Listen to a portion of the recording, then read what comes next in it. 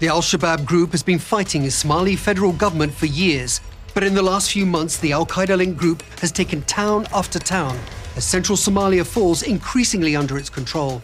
Meanwhile, the capital, Mogadishu, and the government there are ever more isolated from the rest of the country. In February, Al-Shabaab's offensive, despite numerous government drone and airstrikes, quickly won battle after battle. The group took 7 towns and villages that month alone, including Balad, restricting movement from the city of Jowhar to Mogadishu. Al-Shabaab took 6 more towns in March, in part because of the lack of arms supplied by the government to local clans defending those areas.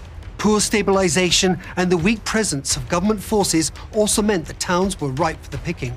The loss of Al-Digle, a town which sits on an important road junction on the Shabelle River, hampered government movements and the transport of aid in the west. The Somali army pushed back with help from its special forces and troops from the African Union Support and Stabilization Mission in Somalia, or ALSOM. It retook 2 settlements, but at one stage, the fighting reached the outskirts of the capital. The African Union has more than 11,000 soldiers in Somalia, of whom 50% are Ugandan. Its forces supply not just soldiers, but much-needed helicopter gunships. There was no let-up in April, when Al-Shabaab took the town of Barire in Lower Shabelle State, compounding the government supply problem in the west. As Al-Shabaab fought to the government for control of Wargadi, the group took 4 more towns. Al-Shabaab kept up pressure on the Somali army, this time pushing into Hiran State.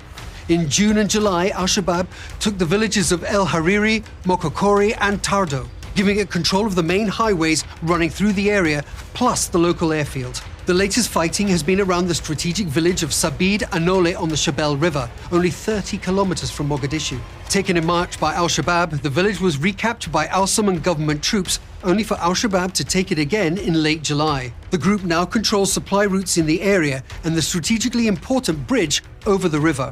The government's rapid loss of most of central Somalia to Al-Shabaab has made Mogadishu look like it's losing its grip on the country. Al-Shabaab has been able to increase its tax base, and therefore its revenue, as money is extracted from local residents. Movement by road is getting harder as Al-Shabaab takes territory, and the fighting gets closer and closer to the capital. Mogadishu is well defended by both the Somali National Army and foreign troops, but it's unclear what influence the beleaguered government will have over a country it doesn't control, as Al-Shabaab shows no sign of stopping.